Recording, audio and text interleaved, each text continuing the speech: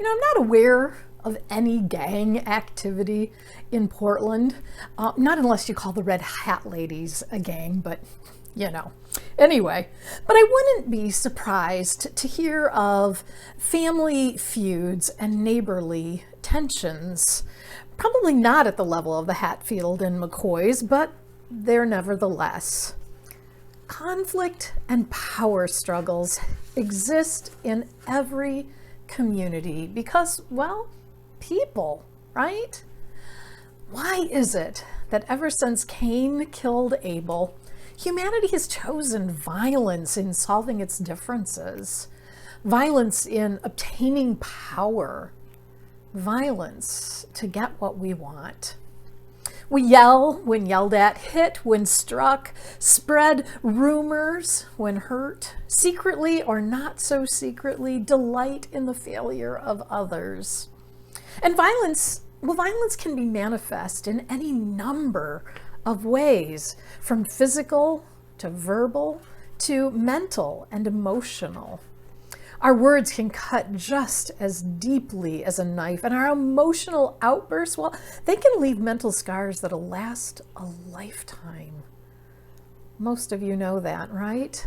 Well, David's story has something to teach us about violence, about a way to respond that opens possibility instead of shutting it down. And it keeps us from continuing the cycle. We began our journey way back when David was just a kid 2 weeks ago, right? Overlooked by his family, forgotten out in the field. But God saw in him so much more. Well, then we looked at David as how he faced the giant, the bears and lions and giants, all the same way, by trusting in the power of God and not in his own power. Today, his life story moves forward. Let me set the scene here, okay? David has become somewhat of a hero to the people of God. In what was supposed to be a triumphal return for Saul following a mighty victory against the Philistines and their giant, he seems to be seeing a bit of a tide change happening. The women are singing, but they're singing David's praises about the accomplishments he had in this battle.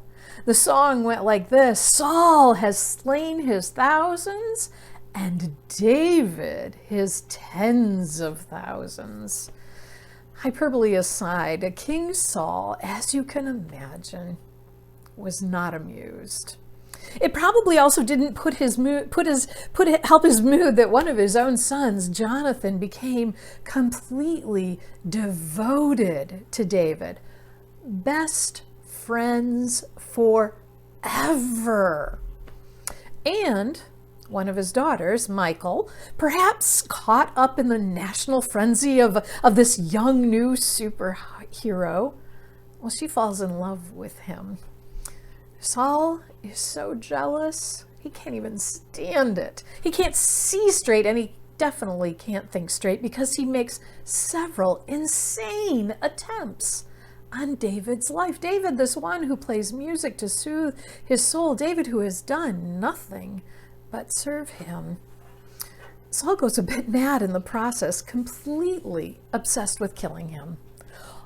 All the while, David's popularity is growing with the people.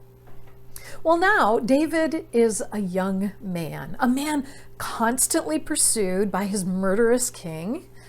David does his best to stay out of King Saul's way, right? He has a growing following of men, and together they're out patrolling the land of Israel, serving kind of as a mercenary protection for locals, who in turn repay him with supplies and devotion. It's a good way for David to avoid killing Saul and to not sin by retaliating against God's anointed king. But it also raises the tension in Saul's heart and mind. Incredibly, through it all, David continues to honor God's appointed one, his appointment of Saul, despite Saul's mad obsession with killing him. Yeah, have you ever felt like someone was out to get you and you can't figure out why? Or maybe you know why, but it's really not about anything that you've done or could help even. They are just out to get you. They perceive you as some sort of a threat, and so they decide to get you, to turn others against you, to make you look bad or even hurt you. That's David. That's what's going on in his life. Admittedly, on a larger scale than we will probably ever face, but nevertheless, right? He is pursued relentlessly through no fault of his own. He's devoted to God, and so devoted to Saul. But he's also human, and you got to think that at some point it would be tempting to just go with the nature of things and finish the problem of Saul once and for all. I mean, he's got the backing, right? Eliminate him, return the hate and the violence, and just put him down. But David doesn't even do that when it's placed right in his hands, and that is our story for today. Chapter 24 of 1 Samuel. I won't read it to you. You go ahead and do that on your own. I'll share some parts though. Here's the story. King Saul has just returned from one of his ongoing battles with the Philistines, and he is told David is in the desert of En-Gedi. So he pulls together 3,000 of his men and heads out once more to try and kill David. Well, as they come to the place along the way, a place called the Rock of the Wild Goats, Saul has a very human moment, okay? He has to answer the call of nature. Yep, that's in the Bible. Well, wanting a little privacy, to take care of his business, he slips into a cave that happens to be nearby. What he doesn't know is that this is the moment God has chosen to put his life in David's hands. You see, the very cave that Saul chose to answer this call to nature was the very cave that David and his men were hiding out in.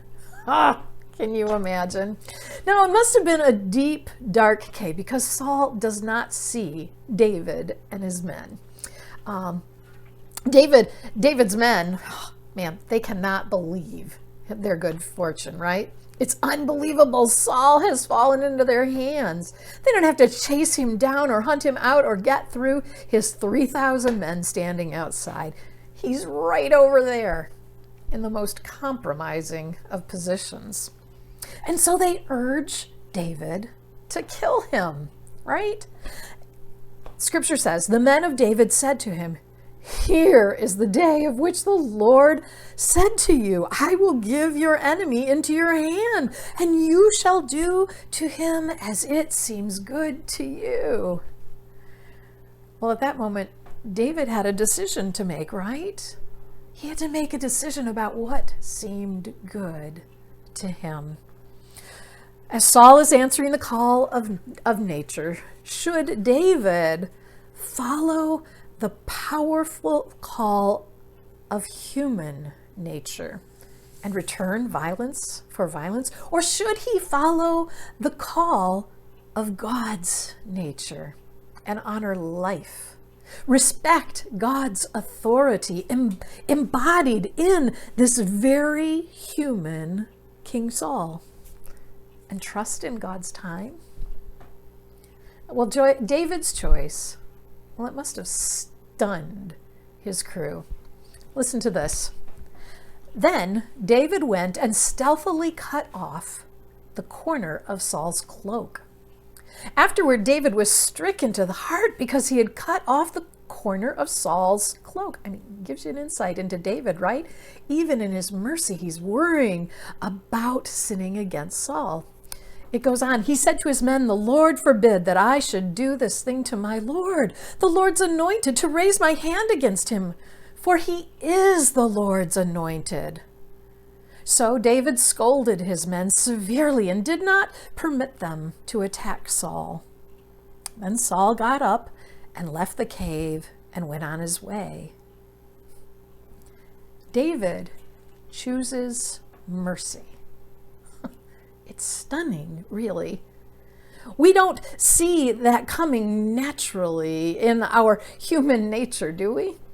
We humans strike back when struck. We humans grab power violently, but David does not do that. He honors God's anointed one. You see, David sees in that moment in the cave how easily vulnerability can be taken advantage of, exploited through violence. And his stricken heart shows that he sees how thin the line is between knowing this and acting on it. He sees it in himself, right? Even as he hears the whispers of his men to just do it. And in that moment, he chooses. He follows a different path, one that doesn't gain power by raising his own hand against God's anointed one. He chooses to wait and to receive the kingdom as a gift of God's grace, not by the grasp of his own hand. Stunning in light of our world right now, right? You don't see that anywhere in all of human history.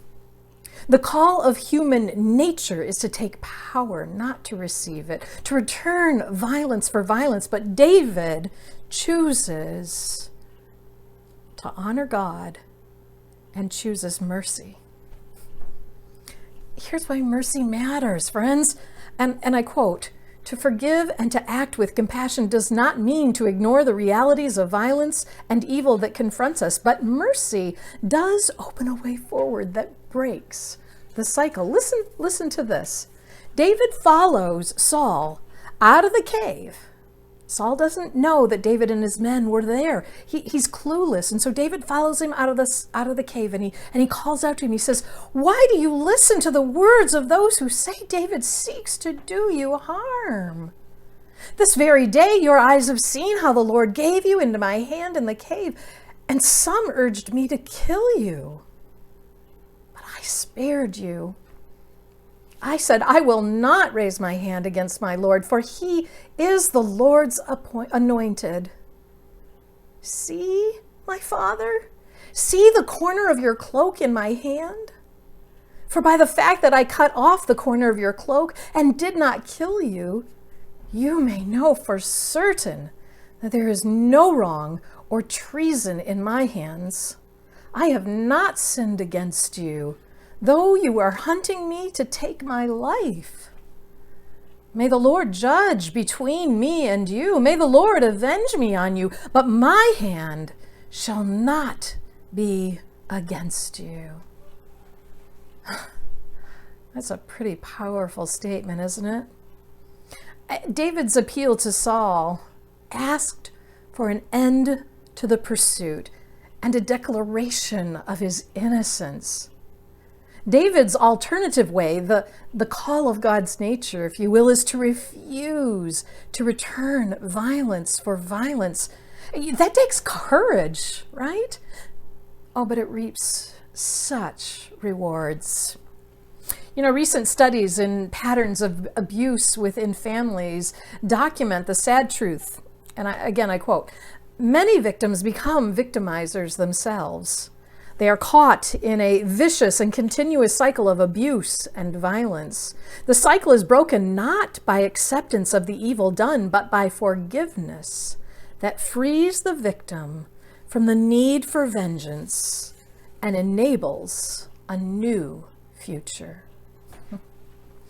At the end of the day, David and Saul, well, they do not go home arm in arm together. They don't. They don't act as if nothing has ever happened between them. But David's bold refusal of violence and his compassion on his own enemy broke that cycle and enabled them to go their separate ways into a new future, right? You know, the kingdom gained by compassion and not by violence was the dream of the prophets who hoped for a time when swords would be beaten into plowshares. For Christians, such an alternative is modeled in Jesus, right? Who announced a kingdom that did not conform to the usual power arrangements, that called for the forgiveness of enemies, the love of neighbors, the giving of one's life for the sake of the kingdom. You know, in David's refusal to gain the kingdom by violence, we can perhaps see why the early church also proclaimed Jesus, the Son of David, right? So, what's it going to be, church? In the interactions of our lives, will we follow the call of human nature to violence and retaliation, or the call of God's nature to offer mercy? You know, we may be all royally messed up. It's true. But we are also royally loved. And I think that that's a good enough reason and a good enough power for us to trust that God, through our mercy, can open up a far better way. Friends, mercy matters to God. It should matter to us. Amen? Amen.